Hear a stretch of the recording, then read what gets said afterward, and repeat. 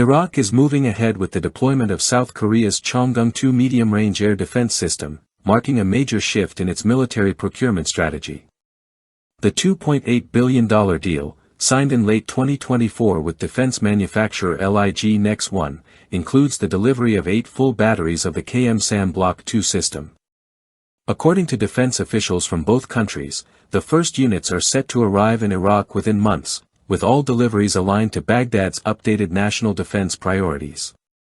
The KM-SAM Block II, designed for intercepting aircraft and ballistic threats, is equipped with hit-to-kill missiles capable of engaging targets at distances up to 50 kilometers and altitudes of 20 kilometers.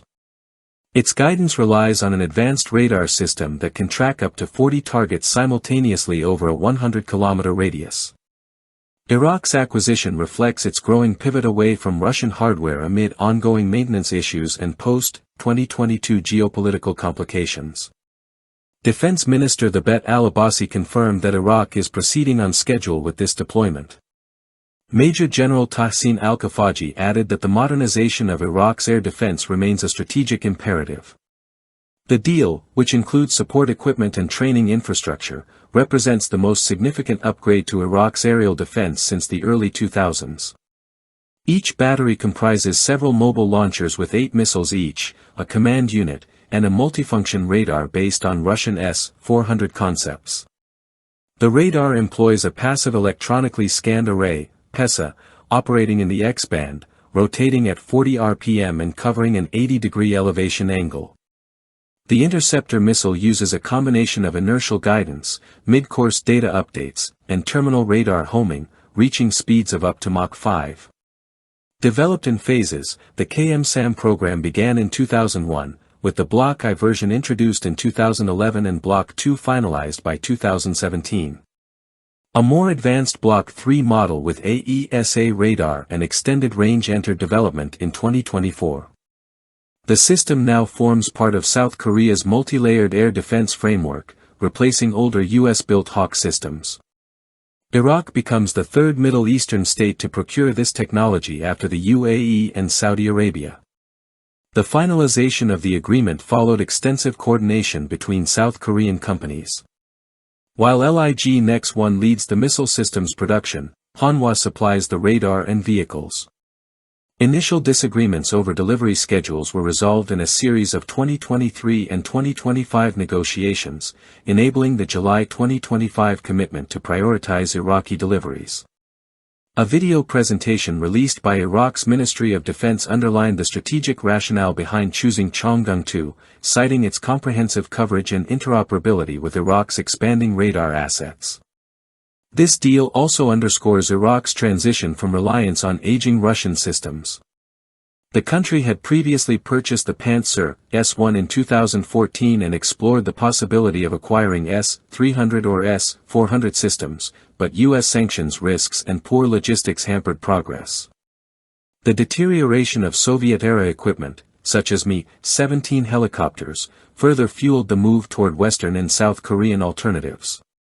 Iraq has already begun replacing its rotary fleet with Airbus H-225M Caracal helicopters and has signed new contracts with the United States for aviation and defense systems, including during Prime Minister Mohammed Shia al-Sudani's 2024 trip to Washington.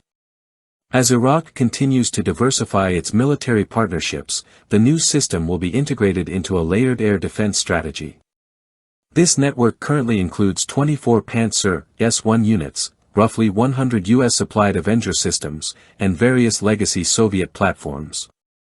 The country's radar network has been significantly upgraded with French GM-403 and American TPS-77 radars, and new South Korean radars are being introduced to provide multi-altitude surveillance. According to General al-Kafaji, the integration of Cheongung-II into this framework will elevate Iraq's ability to counter modern threats across its airspace. The shift is driven not only by technical considerations but also by regional pressures. Drone and missile activity from Iran, including strikes on Kurdish regions, alongside Turkish incursions in the north, have underscored Iraq's vulnerability.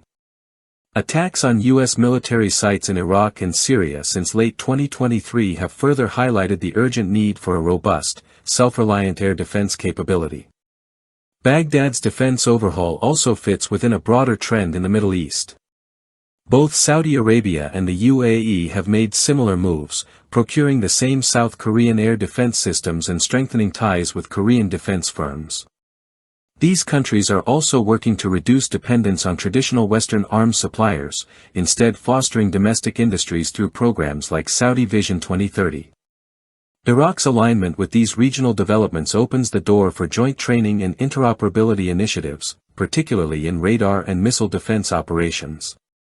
Ultimately, Iraq's purchase of the KM-SAM Block II reflects not just a weapons deal but a strategic pivot, an investment in autonomy, security, and long-term military resilience in a region where airspace is becoming an increasingly contested domain.